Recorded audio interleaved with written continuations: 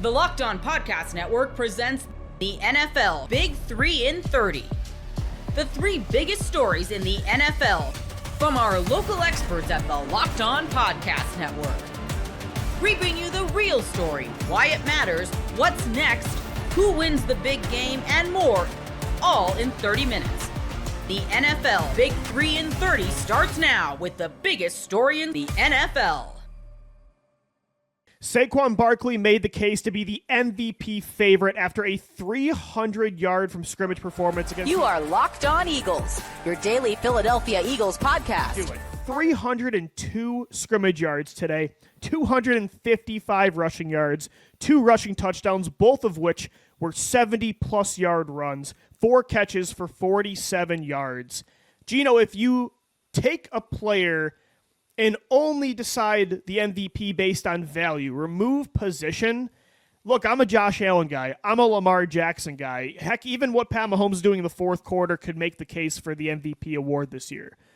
But if this was not a quarterback award, I don't know how you don't give that award to Saquon Barkley. I think he is the most valuable player, and it's crazy to say that about a running back in Philadelphia that Howie Roseman signed. But that's the case, man. What he's doing is historic. Even LaShawn McCoy never did what Saquon's doing in 2024. I mean, this is unbelievable.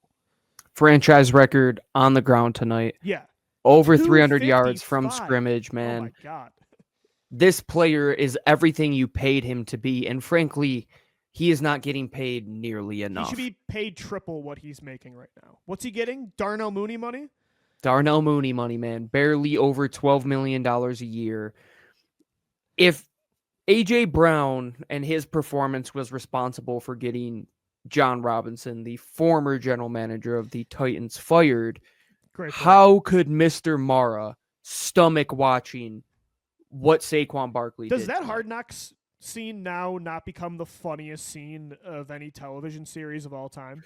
The NFC East, the best reality television ever, Lou. I keep telling you that. And the time they actually do make it reality TV, it's the best piece of all time. Like, this is literally the worst case scenario for him. Saquon Barkley might break Chris Johnson's scrimmage yard record all time. Like, that's what he's on pace to do right now if he keeps up what he's doing. You're talking about a perfect blend of everything coming together, Lou. Yeah, perfect marriage. The offensive line, having all 5 of those guys together, it cannot be understated how important that is. How they just continue to, even if the run game doesn't work at first, where there were a couple runs early on, we always say this, where it's like he just gets tripped up by a shoelace and you're like, oh, he's probably going to break it soon. He's probably going to break it soon. And then boom, that knockout punch came not once, but twice in this game. Huge runs that just demoralize a team that was trying to get back into this game. You come out of halftime, still a 1-score game, Lou. What do you do immediately out of the gate? Saquon Barkley to the house. He looks rejuvenated. He's going to set franchise records. He's going to set career records when it comes to rushing. When you talk about winning games for a team, and he's probably directly responsible for them losing that Atlanta game, when everything rests on his shoulder, snap in and snap out, how can you argue that he should not be in the conversation for one of the 3 best players in football right now? And, you know, you're so right to give credit to the offensive line. They dominated today. I thought Landon Dickerson specifically was just nuts. I mean, getting to the second and third level. Same with Cam Jurgens. I mean, Jordan Mailata, Lane Johnson, Mekhi Becton had some insanely impressive pancake blocks. They're doing what they've always done year after year. The difference is, though, and why Saquon deserves the MVP trophy right now, or at least to be a finalist, is he's taking what normally Miles Sanders would get as a 10-yard hole. He turned it into, let's say, 13 to 15 yards. Same with DeAndre Swift. Saquon every single week is turning those plays into 30-plus yard plays. Heck, 50-plus yard plays. No, today it was 2 70-plus yard plays. Like, he is taking the meat off the bones completely. He's destroying the bone at this point. I mean, when you have to worry about, like, already you have to worry about A.J. Brown, Devontae Smith, and Dallas Goedert beating you downfield, when now you have to worry about a running back doing what Deshaun Jackson used to do. Like, you cannot stop this offense. This run game. I don't know how you stop it. It's impossible. Lou, I don't want to put a hard break on this discussion on Saquon Barkley right now, but we have to have a moment of silence. Brandon Graham is out for the season with torn triceps. Did that news just got broken? In the locker room as we are talking right now. He had the best game of the season tonight too. That sucks. Dude, he was having a career year, man, like a career year for a guy who I don't think he's going to retire now. Like, he's got to come back for another year. But, man, that stinks at a position where you already were, you're down a guy in Bryce Huff. Jalix Hunt is going to have to step up in a big way. That sucks. Like, that's not great. Yeah, out of all the guys, like that's unfortunate, but hopefully it's a rallying cry. But oh man, Bryce Huff injured too. The Eagles are going to be pretty thin right now. Dude, he played so good tonight. That was like sucks. A vintage prime BG performance, man. I mean, had that sack in the first half. He led the team in pressures. Damn it, that sucks. That's a big blow. Because, outside of Saquon Barkley, why the Eagles won this football game today was the defensive line. After the first two drives the Rams had, they had a lot of success. It was shaky. The Eagles' defensive line took over this football game. BG really set the tone, and I think that's what gave the Eagles the lead. That's a really massive blow, and it stinks that it shouldn't be at this point where he's 36 years old and you need him this bad, but you did. Like, let's call a spade a spade. With Bryce Huff down, you needed BG, especially the guy you got tonight. So that's a huge blow. All right, let's step back into tonight because we got to focus on what did happen because there is a lot of good, and we'll get into that discussion with the rest of the episodes that we have this week for sure. How do you replace him? I think you're going to probably replace him with all of the guys that you have now. You're going to get Milton Williams more snaps. You're going to get Thomas Booker more snaps. You're going to see more Jalix Hunt out there. It's going to be tough to replace it. But if the guys are getting after the quarterback the way they did tonight, Lou, Matthew Stafford on the ground 5 times, a huge strip sack from Jalen Carter blowing up another double team, just Milton Williams being perfect on the stunt to get to the quarterback. The defensive backs played excellent tonight. The rough spot was when Isaiah Rodgers came into the game and they weren't getting Quinyon Mitchell on Puka Nacua to shadow him, and he was the guy that was killing you all night long. But outside of the first drive, Lou, and garbage time, the Rams scored 6 points in the middle portion. Oh, yeah. No, and early on it looked like this might have to be a shootout because Sean McVay was cooking. And, like we talked about a lot during the week, like this is going to be a fun matchup between Quinyon Mitchell, Cooper DeJean, Darius Slay, going up against Cooper Kupp and, Puka Nacua. But the way to beat a Sean McVay, Matt Stafford offense, you have to let your defensive line, like they need to be the reason you're winning. They need to disrupt, because if you're not getting pressure consistently in the backfield and Stafford's clean, McVay can start to get creative. That's when that offense cooks. So, again, the secondary was important today, but you needed the defensive line to take over, and they did. And I think that's the main reason the Rams weren't able to do much. Like, Jalen Carter, dude got doubled more than any game of his entire career and still was consistently in the backfield. Milton Williams with 2 sacks. It was the edge guys, though, that were great. I mean, again, BG and Josh Sweat, like, they were at Stafford almost on the regular, like, from the second quarter on. So I think outside of Saquon Barkley, that defensive line, you won because of them today. Oh, dude, that's without something normally, a doubt, man. It's been the secondary carrying you a lot, but today I really think it was the pass rush.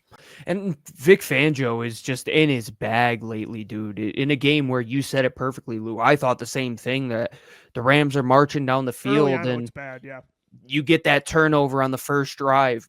It looked like they were going to at least get 3 points being close to the red zone there. You were able to get that turnover, go down and score some points, but then they get the ball back again, move down the field with ease there. But then Vic Fangio changed some things around. He presented some heavier looks up front, Lou. I think that's really what helped them out. They were able to stop the run a little bit better. It allowed them to get to Matthew Stafford a bit more.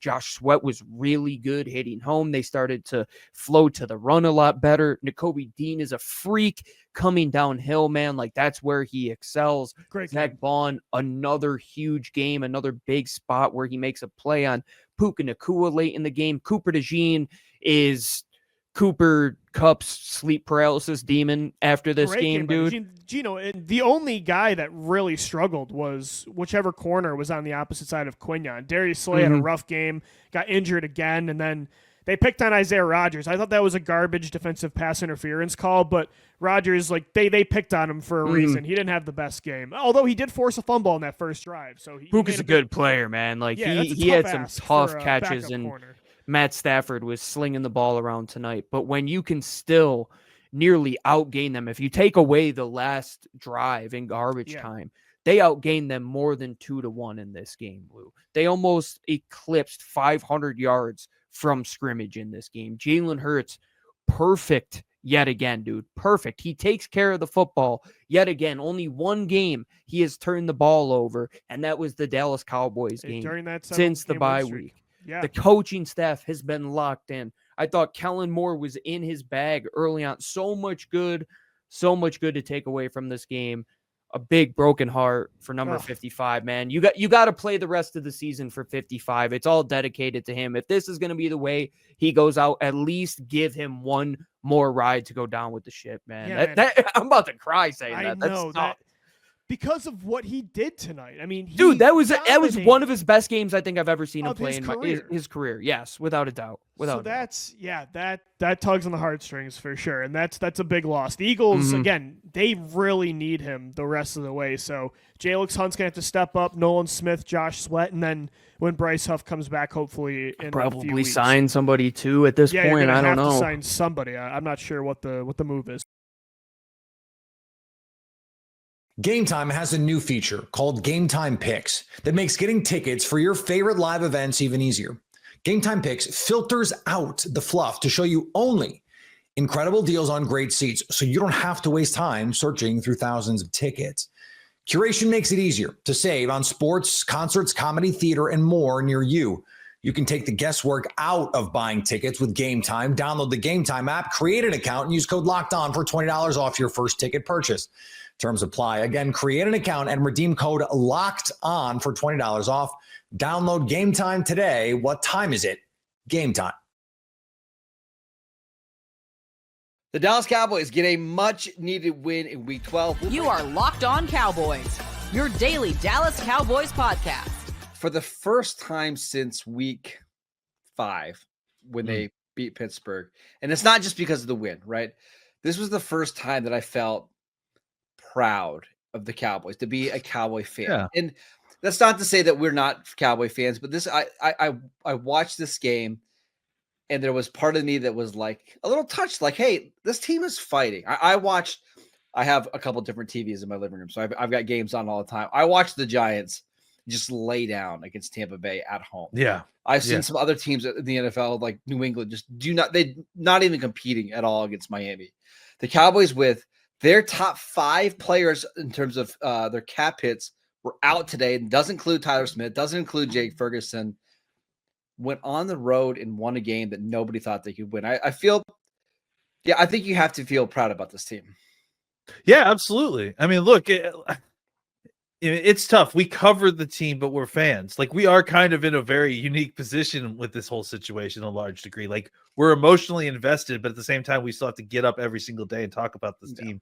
And I think at a certain point, like, in order to cover it, like, especially when they're bad, it's like you have to kind of disassociate and, like, just be a little bit more analytical to kind of get through it and just to try to, like, figure out what's going on. And I think watching a game like this, like, it really broke through. I mean, first of all, just to see the Cowboys, the silver and blue versus the burgundy it goes back to your childhood, taps into something, right?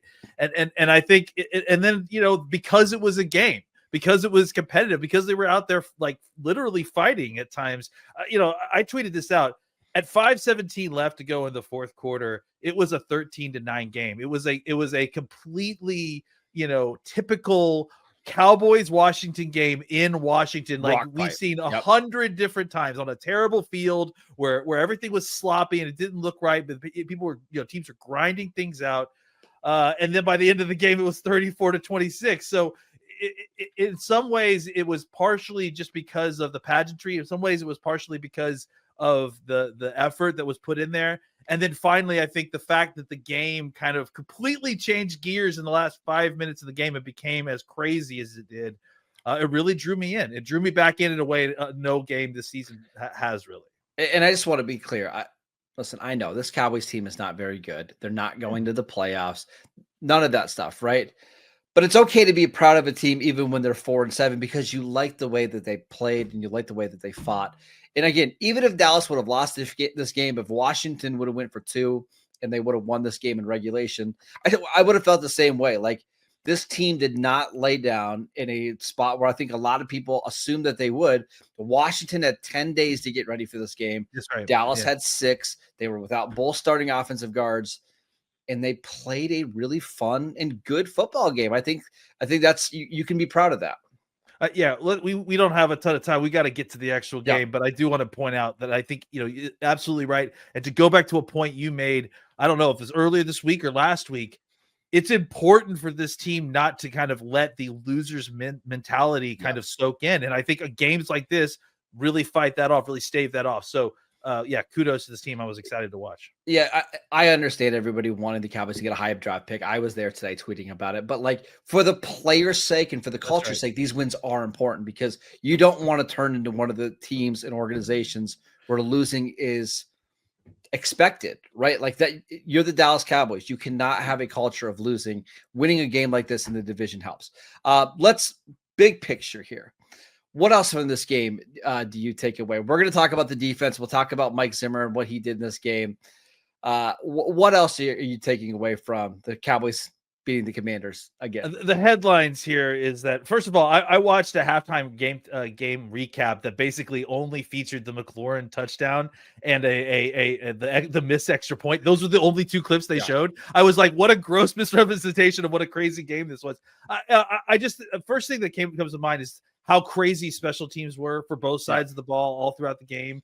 And then, obviously we're going to talk about these deeper, but the defense and the way they played absolutely was just absolutely nuts. But I just feel like it was, like I said, for most of the game, it felt like instead of this kind of high scoring affair where you felt like Washington was going to come in and score a bunch of points, it felt more like the classic gritty, grinded out running game, defensive game early in this game until it kind of broke open a little bit later. Yep. So it was a little bit of the old and a little bit of the new in this game, it felt like. The other thing is the Cowboys continued to just shoot themselves in the foot all game long. I mean, honestly, they kind of dominated Washington. Even the very first drive of the game, the Cowboys went right down the field on Washington, and then they had the field goal blocked. And that set up Washington to have excellent field position. They went 7 plays, 17 yards, and got their first points of the game, 3-0. Cowboys moved the ball right down the field again, and then they had the missed field goal. Washington did nothing on offense their next drive, and then the Cowboys had a fumble. So if you're counting block kicks and missed field goals as turnovers, the Cowboys had turnovers in their first 3 possessions of this game, and they were still dominating this team going into the fourth quarter. I have to tell you the truth.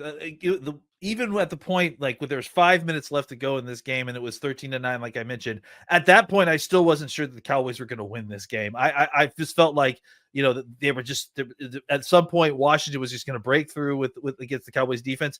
And this is all just to say that, like, it felt like for most of the game, the Cowboys offense was the most efficient offense on the field by far, way more so than the Washington offense. You just felt like at some point Washington's offense was going to break through, and it just didn't happen until way late in the game. And at the point where the Cowboys actually, it wasn't until the Cowboys actually got up by 2 scores that Washington's offense felt like it even came alive. So I would say despite the fact that they did basically turn the ball over for their first 3 drives of the game, it's even though that was happening, it still felt like the Cowboys offense was the more efficient of the 2 offenses in this game. Yeah. And before we go to talk about the Cowboys defense, we have to talk about Kevontae Turpin, who seems like every week now he's just making a big play. I mean, he had the long touchdown last week on the Cowboys' only touchdown drive of the game. Right. This game, 4 returns for 180 yards and a touchdown. One of the best kick returns you'll see since, I don't know, Woody Dantzler had one against the 49ers in the early 2000s. It was unbelievable once he gets into open field. Kevontae Turpin proving to be pretty big weapon for this team Yeah. whenever he gets the ball. Yeah, I mean, like, I don't know. It almost felt like he kind of muffed the kick on purpose just to kind of draw people in. And the way he just kind of one-handed and it turned around and it felt like he knew exactly that he was going to go one way, spin back the other way, and then find the seam and go up the field. That was absolutely incredible. I mean, just the and you knew as soon as he made the speed and there was the lane, it was over. Like because he had never gotten a lane like that.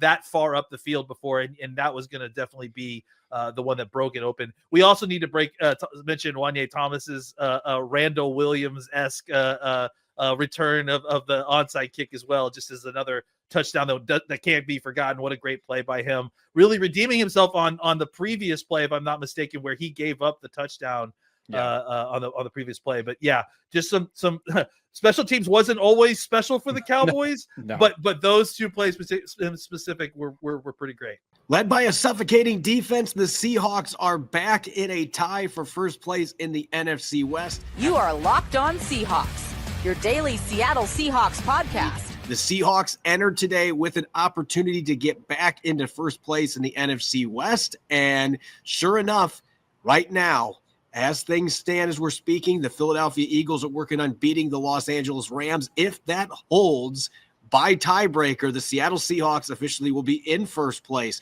in the NFC West via tiebreaker, thanks to a 16-6 win over the Arizona Cardinals. And it's funny, we were talking about this in the press box after the game, Connor, but it seems like every time these two teams get together at Lumen Field recently, nobody can get above 19 points. And I don't think anybody has gotten more than 19 points in the game in this rivalry. The last three matchups now at Lumen Field, whether it's the weather or just the fact that the defense were playing out of their mind, this was certainly a defensive slugfest. But at the end of the day, the Seahawks were the ones that kept the opponent out of the end zone. Just 2 field goals for the Cardinals in a suffocating performance by Mike McDonald's unit.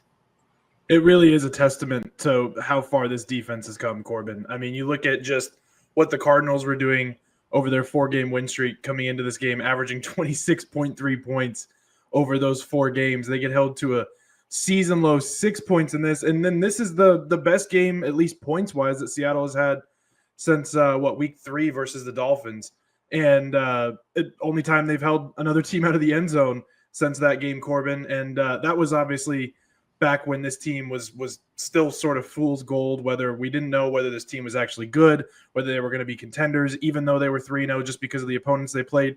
Corbin, this was a legit opponent that they played today and that they shut down. The defense was just incredible. The offense was a little bit inconsistent, but they showed up when it mattered. Obviously, you see the numbers right there on the screen. Second straight game that the defense has held their opponent to under 300 yards, both San Francisco last week and Arizona this week. Just really stout, and it seems like this defense, Corbin, is starting to become what Mike McDonald expected it to be, especially just with the team pass rush, all rushing together. You have Leonard Williams. We're going to get to Leonard Williams, Corbin, but Leonard Williams just by far, I think, his best game as a Seahawk, and he said so after the game.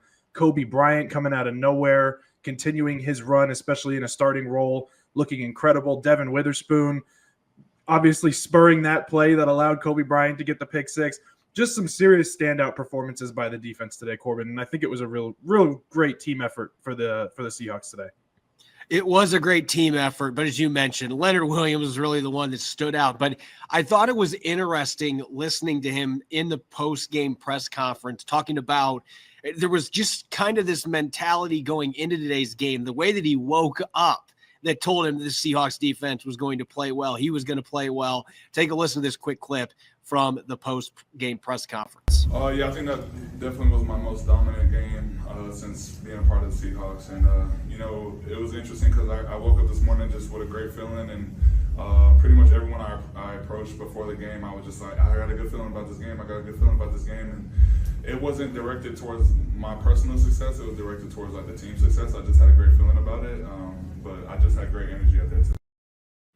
Just had a great feeling about it. And look, it ended up being right. Maybe we can call him a prophet, but considering how things went this week with the power outages and all the adversity that could have been thrown Seattle's way this week, preparing for one of the best offenses, at least as of late, the Cardinals have been red hot on offense, 3 straight games with 28 or more points. They did not let any of those issues become distractions or impact the game planning. And look, there's a lot of different avenues we can go here, but I will say this time and time again. The great defenses in the NFL, they find a way to consistently stop the run. And we know how much of an issue that was for the Seahawks earlier this year. And that renaissance since Ernest Jones came in, since Tyrese Knight became the starter a few weeks ago, some of the moves that have been made personnel-wise, that continued today. And James Conner, prior to today, we talked all this week about his ability to break tackles and create yardage after contact. And I think he's a fantastic running back, but he literally could not get anything going today. His career low with the Cardinals since joining their team in 2021 was 17 rushing yards in the game. He had 8 today. I repeat, 8 rushing yards in this game. He barely averaged over a yard per carry in this football game. The Seahawks just shut him down. He was not able to get anything going. Kyler Murray only had 2 carries for 9 yards. And one of the times that he was thinking about trying to take off on 4th down, a certain corner by the name of Devin Witherspoon cut him off in pursuit. And next thing you know, he lofts the ball over the top of Michael Wilson's head. Kobe Bryant picks it off and returns it 69 yards for a touchdown. I just felt like the run defense is really what set everything in motion here, because Arizona had a top 5 rushing attack coming into this game, and they were rendered basically completely ineffective in this game. The best run they had a run by Demercado that was for, I believe, 14 yards. But otherwise, they didn't have another run that went for more than 7 in this entire game. Seattle just shut them down. They made him one-dimensional, and Kyler Murray just couldn't get the job done with all the weight being put on his shoulders and the way that the pass rush was getting after him up front. Yeah, you mentioned it, Corbin. Not only did Connor have a horrible day, but him and Trey Benson combined only picked up 26 yards on 11 carries. The only thing that actually bolstered the running back performances was that run by Amari DiMercado, like you mentioned, the 14-yard run that they had. And it just, again, like we talked about before this, Corbin, this run defense has been evolving ever since Ernest Jones showed up and put on a Seahawks uniform. And today, only allowing 49 rushing yards, that's the season best for the Seahawks this year. It just keeps getting better and better. It doesn't really matter who they're facing. Whoever lines up in front of them, they're shutting them down. And it's such a different narrative than what we had in even the beginning and middle of the season when they were winning some games here and there. It always was that the run defense was not doing enough. And that was one of the big holes in this defense. Now we're talking about it as a strength of this defense, and it's complementing, Corbin, the back end coverage and putting pressure on the offenses to Kyler Murray had to do almost everything with his arm today.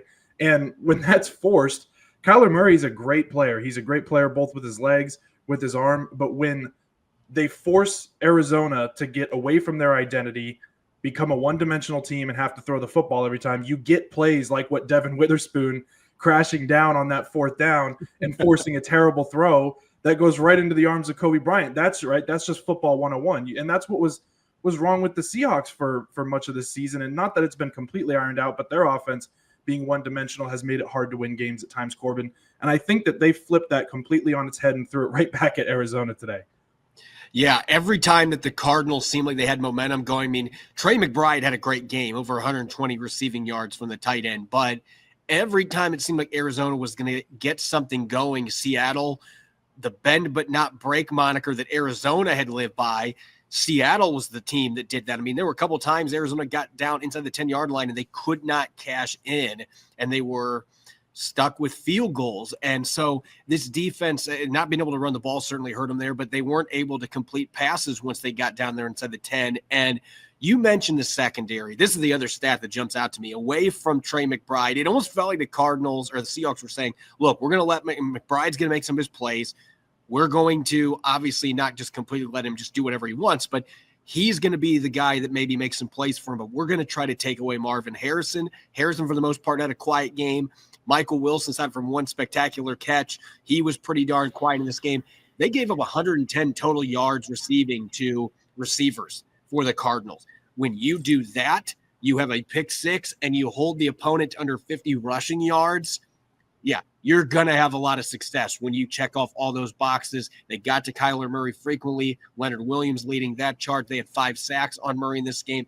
It felt like everything they needed to do to shut down this Cardinals offense, they were able to get it done. And so this is a huge win for the team, because Arizona's been as good as anybody the last month this season. This offense has been fantastic, and that did not look to be the case today. The Seahawks finally playing to their home field advantage and really had a splendid performance, maybe the best performance on defense that we have seen from them this year, keeping the Cardinals out of the end zone. And if things hold up, right now the Rams are losing by 16 to the Eagles. If that score holds, the Seahawks will be in first place